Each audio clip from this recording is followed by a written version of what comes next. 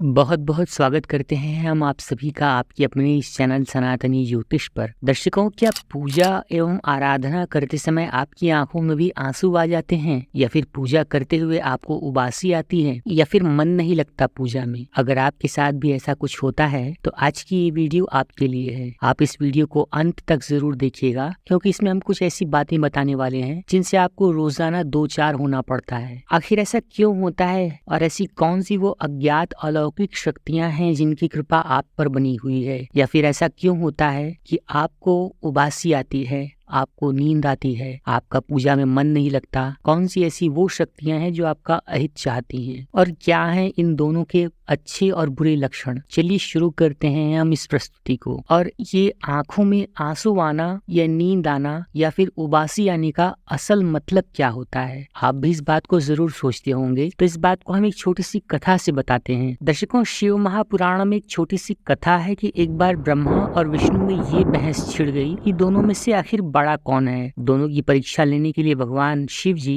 एक विशाल शिवलिंग के रूप में प्रस्तुत हुए, जिसका न तो कोई आदि था और न ही कोई अंत। फिर ब्रह्मा और विष्णु ने ये तय किया कि जो भी उस लिंग की छोर तक पहुंच जाएगा वही श्रेष्ठ होगा। दोनों ही कल्पों तक उस लिंग का पार पाने का प्रयास करते रहे, लेकिन असफल ही रहे। और अंत में भगवान भोलेनाथ प्रत्यक्ष प्रकट हुए, जिन्हें देखकर ब्रह्मा और विष्णु ने प्रणाम किया। और यह सिद्ध हो चुका था कि भगवान भोलेनाथ इस ब्रह्मांड के सर्वश्रेष्ठ देवता हैं, इसीलिए उन्हें महादेव भी कहा जाता है। देवादिदेव महादेव, अर्थात देवों के भी देव महादेव। और तब से भगवान शिव इस ब्रह्मांड के कण कण में बसे हैं। उन्होंने ही इस संपूर्ण ब्रह्मांड को ऊर्जा से भर दिया, और इसी कारण ऐसा माना जाता है कि निराकार भगवान शिव का इस समस्त ब्रह्मांड के कण कण में वास है। वे सृष्टि के संतुलन को बनाए हुए हैं। शिव ही आदि हैं और शिव ही अनंत हैं। इसी कारण इस ब्रह्मांड में जो कुछ भी होता है वह केवल ईश्वर की मर्जी से ही होता है। और इसीलिए जब आप पूजा करने बैठते हैं या ईश्वर का ध्यान करने बैठ जाते हैं तो इनके कुछ विशेष अर्थ होते हैं। तो आपकी आत्मा का कनेक्शन ईश्वर के साथ इस पूजा पाठ के ही जरिए होता है। ईश्वर सर्वव्यापी हैं, समस्त सजीव और निर्जीव वस्तुओं में उनका ही वास है। इसी कारण जब भी पूजा पाठ करते समय आपके साथ कुछ विचित्र घटनाएं घटती हैं तो इसका अर्थ ये है कि ईश्वर आपको कुछ संकेत देने की कोशिश कर रहे हैं। कई लोग तो इसे मात्र एक संयोग समझकर नजरअंदाज कर देते हैं, लेकिन ऐसा करने से अच्छा है कि आप उन संकेतों को समझें। आखिर ऐसा क्यों होता है कि जब भी हम किसी मंदिर में प्रवेश करते हैं तो मन प्रसन्न हो जाता है, दुख और निराशा भी अचानक से ही समाप्त हो जाती है और व्यक्ति फ्रेश महसूस करने लगता है। मन में एक उम्मीद सी जग जाती है कि अब मुश्किलों से हल मिल जाएगा, या बहुत शांति महसूस हो रही है। दर्शकों, ऐसा इसलिए क्योंकि मंदिर के वातावरण में सकारात्मक शक्तियां होती हैं, जिनके प्रभाव में आने से व्यक्ति मन में शांति और सुख का अनुभव करता है। वहीं कई बार विद्यार्थियों को माँ सरस्वती का ध्यान करते समय आंखों में आंसू आ जाते हैं या अचानक नींद आने लगती है। और ये एक आम समस्या है कि कई बार विद्यार्थीगण पढ़ते समय सोने की कोशिश करने लगते हैं, उन्हें नींद आने लगती है। तो इसका अर्थ ये हुआ कि उन विद्यार्थियों को पढ़ाई में ध्यान लगाना चाहिए और अपने पढ़ते समय माँ सरस्वती का ध्यान करके पूरे दत्तचित्त लगाकर माँ सरस्वती की फोटो अपने पास रखकर पढ़ाई करें। वहीं कई बार भक्तों को देवी देवताओं की कथा सुनते वक्त भी अचानक रोम रोम खड़ा हो जाता है या आंखों से आंसू भी आने लगते हैं। कभी कभी जब हमें ईश्वर की उस अनंत शक्ति का एहसास हो जाता है तो हमारे रोंगटे खड़े हो जाते हैं और ईश्वर पर हमारा विश्वास और भी दृढ़ हो जाता है। दर्शकों, क्या आपको भी पूजा करते समय ऐसे संकेत मिलते हैं? तो आइए हम आपको बताते हैं कि इन संकेतों का क्या अर्थ होता है। लेकिन इससे पहले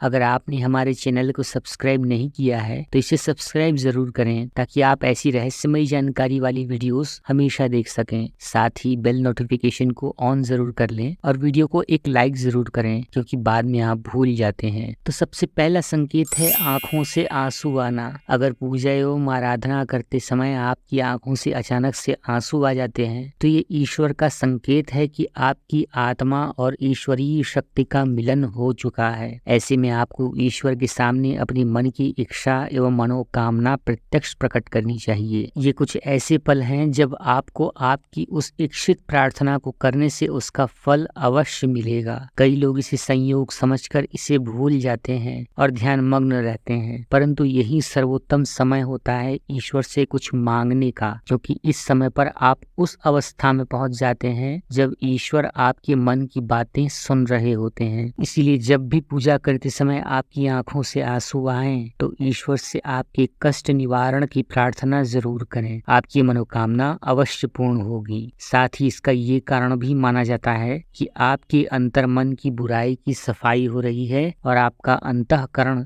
शुद्ध हो रहा है। वहीं दूसरे संकेत के रूप में धूप बत्ती का धुआं, यदि आप पूजा करते हुए ये देखते हैं कि आपके द्वारा लगाई गई अगरबत्ती एवं धूप बत्ती का धुआं आपकी इष्ट देव की प्रतिमा की ओर जा रहा है, तो इसका अर्थ ये है कि आपकी पूजा को ईश्वर ने स्वीकार कर लिया है और आपके इष्ट देव आपकी भक्ति से प्रसन्न है। तीसरे संकेत के रूप में अगर आपकी जलाई गई ज्योत बढ़ जाए तो मेरे साथियों, अग्नि तत्व पंच तत्वों में से एक है और इसमें भगवान भोलेनाथ का वास है। अगर आप पूजा पाठ कर रहे हैं और आपके सामने रखे गए दीपक या आरती की ज्योति अचानक से बढ़ जाए तो ये एक ईश्वर का संकेत है कि वे आपकी पूजा और सच्ची भक्ति से प्रसन्न हैं। ऐसे समय पर हमें ईश्वर से प्रार्थना करनी चाहिए और अपनी मनोकामना उन्हें बतानी चाहिए। चौथा संकेत, द्वार पर गाय का आना। दर्शकों, भगवान शिव जी की आरती एवं पूजा के समय अगर आपके भी द्वार पर गाय आती है या बैल आ जाता है तो ये एक बड़ा ही शुभ संकेत माना गया है। द्वार पर आई हुई गाय की पूजा करें और उसे गुड़ लगाकर रोटी खिलाएं और प्रणाम करके अपनी मनोकामना गौ माता के सामने रखें। यह आपकी मनोकामना को एक हफ्ते के भीतर ही पूरी कर देंगी। हमारे प्राचीन ग्रंथों में गाय को हर मनोकामना को पूर्ण करने वाली एक कामधेनु के समान माना गया है। पांचवा संकेत, फूल का गिरना। अगर आपने पूजा एवं ध्यान से पहले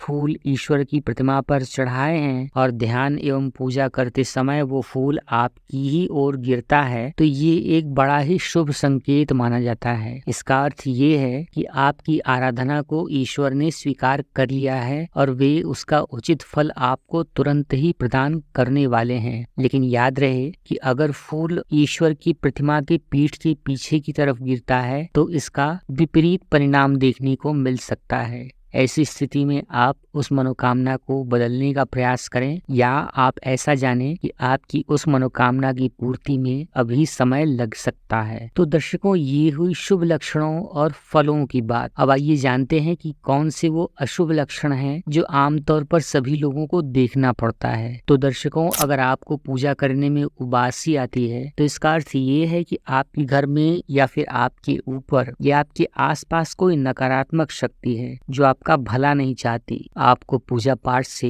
रोकना चाहती है। तो ऐसी स्थिति में आप सच्चे मन से अपना पूरा ध्यान पूजा अर्चना में लगाइए। वहीं अगर आपको पूजा पाठ में मन नहीं लग रहा है या फिर नींद आ रही है तो फिर आप अपने मन को एकाग्र करें। आपकी शांति और एकाग्रता की कमी से ऐसा हो सकता है। और अगर आपको पूजा पाठ के दौरान नींद आ रही है तो आपके मन में अच्छे और बुरे विचार चल रहे हैं जो अमूमन सबके साथ होते हैं, तो फिर आप सावधान हो जाइए, क्योंकि आपको भगवान की कृपा प्राप्त होने वाली है और अब बुरी शक्तियां आपको इससे विचलित करके आपका ध्यान भटकाना या गिराना चाहती हैं। आप ऐसी स्थिति में सचेत रहें। तो दर्शकों, पूजा पाठ के दौरान आपके साथ क्या होता है, इस बात को आप हमें कमेंट बॉक्स में जरूर बताइएगा। और अगर आपको ये वीडियो पसंद आया है तो इसे लाइक करें और अपने दोस्तों परिचितों के साथ शेयर जरूर करें। आपका बहुत बहुत धन्यवाद। हर हर महादेव। Thanks for watching.